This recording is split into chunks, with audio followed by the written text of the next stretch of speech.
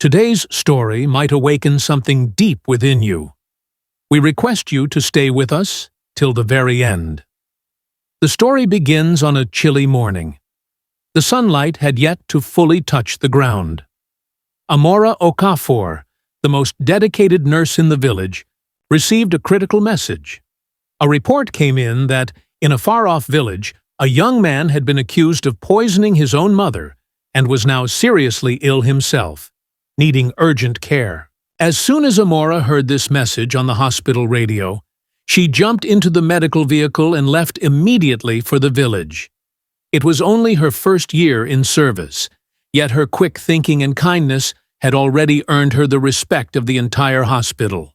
Amora was known for her determination, fairness, and commitment to medical ethics. When she arrived, the situation was deeply disturbing. A middle-aged woman lay lifeless on the ground, clearly showing signs of poisoning. Beside her was a young man, around 21 or 22 years old, holding a small herb container, suffering from similar symptoms. "Put the container down and let me help you. You need immediate medical treatment," she said. The young man, without resistance, placed the container on the ground and quietly bowed his head. Amora began treating his condition and took him to the hospital. His name was Kofi Mensah. There was no fear or guilt in his eyes, just a quiet acceptance, as though he had come to terms with his fate. He was isolated at the hospital for several hours. Amora waited for the toxicology results and the decision of the village elders. Kofi said nothing. He didn't defend himself, nor did he ask questions. Later, news came that based on initial findings, the elders and local authorities had found Kofi guilty of killing his mother and sentenced him to death. However, under tribal law, a 2-month grace period is granted for the soul to make peace, used for final prayers and last wishes. Kofi was returned to the same hospital where Amora worked. He was kept in a quiet room without any monitoring equipment. Only a small window let in some light. A few days later, a woman arrived crying, claiming someone had stolen her healing herbs and medicines. Amora immediately instructed her staff to search the woman's home thoroughly. She stayed back at the hospital because Kofi's condition still required care. A short time later, when she checked on him, Kofi was calmly staring out the window. "Does this verdict not upset you? Your mother is gone, and you haven't explained. Anything?" she asked. Kofi looked at her with a faint smile. There was no sarcasm or anger on his face, just an odd calm. Amora controlled her emotions and ended the conversation. Soon after, she received word that the theft report was false. The woman's son had taken the herbs for treatment. The issue was resolved, and Amora returned to Kofi's room, this time bringing him some herbal tea. "You have 2 months. If you have a last wish, let us know. Tradition says it must be fulfilled. My last wish is to spend every night with a healer woman who has never known a man," he said. Amora's face turned stern for a moment. She could have scolded him, but she held back. That is not a usual request. No woman can be forced into this. Then why not you? You are unmarried, and the tradition says a last wish should be honored. Amora felt a wave of heat rise in her, but she said nothing in return. "I'll think about it," she replied. That night, Amora couldn't sleep. Questions kept troubling her. Can a last wish break moral boundaries? Should she balance her duty and humanity? The night grew darker, and Kofi's calm smile haunted her thoughts. By morning, Amora sat at her desk, still sleepless. The words, "Why not you?" echoed in her mind.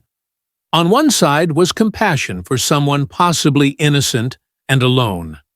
On the other, her professional duty. She didn't report this wish to her superiors, but decided to investigate the case further. Over the next few days, She spoke to Kofi repeatedly. He always answered with thoughtful words, sometimes about his mother, sometimes about the village, and sometimes he simply accepted the punishment. He even mentioned dreams of his mother visiting him. One night, Amora was alone at the hospital. Other nurses had left for an emergency. The rain fell outside, and lightning flashed in the sky. The courtyard was silent. She went to check on Kofi. He lay calmly, eyes closed. She asked, "Do you think of your mother?" "Every day. But now, nothing matters." "Did you really?" "No. But even if I say so, what's the use? Everyone already believes I'm guilty." His words were emotionless, not defensive, just weary. Amora's eyes welled up. She questioned if she had treated Kofi like just another patient. Had she become part of the crowd that judged too quickly? Time was running out. If Kofi was innocent, someone had to prove it. Amora reviewed all the medical records, the toxicology, results, herb samples, and belongings. Some pieces didn't fit. The poisonous herbs weren't native to their area. They were sold by a powerful village healer previously involved in illegal medicine sales. Amora launched a discreet investigation into this healer. Meanwhile, Kofi still stood by his last wish. "Don't you want anything else?" "No, I have no expectations from life, but I've fallen in love with you. I've never seen someone so honest and kind." Amora sensed that Kofi was a kind soul, hardened by suffering. One night, in silence, Amora crossed a line. She changed from her nurse uniform into traditional clothes and visited Kofi. There was no desire, only trust. She sat with him, listened, and treated him like a person. No pressure, no obligations, just two people in a quiet moment of understanding. 3. Next morning, Kofi had a new light in his eyes. "If you believe me, help me prove my innocence. This is now your fight too." Amora had two choices: stay silent like others and let an innocent be punished, or take a stand for the truth, even against her own village's rules.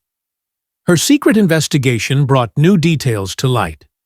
Kofi's mother had filed a report against the healer Barbatun for selling harmful herbs. On the same evening, Barbatun was seen near her house. Amora took this case personally. She asked the head doctor for permission to run one final investigation. At first, she was laughed at. But when she submitted a detailed report and evidence, the village elders gave her 15 days to prove Kofi's innocence. Kofi became quietly hopeful. "Even if you can't save me, thank you. Because of you, I felt human again. Your truth is my test. I won't give up." Amora traveled to the village and met with locals. Many were afraid to speak, but one old healer, a neighbor of Kofi's mother, finally told the truth. Barbatun's men had broken into the house and poisoned the mother. Kofi returned and chased them away. But by then, she had already drunk the poisoned tea. Out of despair, he drank from the same cup. The woman hadn't spoken earlier due to threats. Amora recorded her testimony, matched it with medical findings, and traced the origin of the herbs. She submitted all evidence to the council. A hearing was called. Witnesses testified. Barbatun was arrested. The case stirred discussion across the region. The council reversed its decision. Kofi was declared innocent and set free. As he stepped out of the council hall, he walked up to Amora. "You gave me my life back. Justice isn't only about legal systems, it's about fighting within ourselves to do what's right." Months later, Amora and Kofi were often seen together. There was no formal marriage or public statement, but their eyes reflected trust and peace. This story of a nurse and her patient, which began with an unusual wish, had turned into a bond built on honesty, courage, and truth. But this is not the end. It's a mirror to society, a reminder that not everyone accused is guilty. Sometimes, finding justice means listening with empathy and acting with integrity. Friends, this is the message of our story. Truth and justice may remain hidden for a time, but with courage and compassion, they always come to light. Never judge without knowing. Every person deserves to be heard. If you found this story meaningful, like, share, and subscribe to our channel for more such inspiring tales. Your support encourages us to keep sharing stories that bring change. Until next time.